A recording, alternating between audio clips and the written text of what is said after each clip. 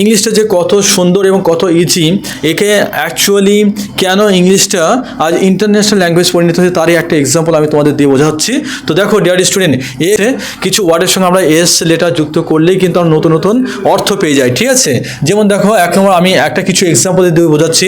Dear student বলো তো, good এর অর্থ কি? গুড মানে কি?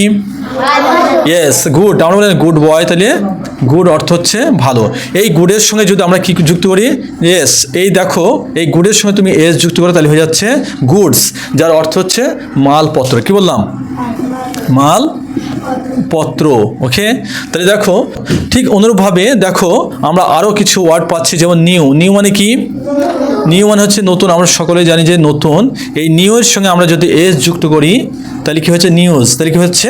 খবর। কি হচ্ছে? তাহলে হয়ে যাচ্ছে খবর।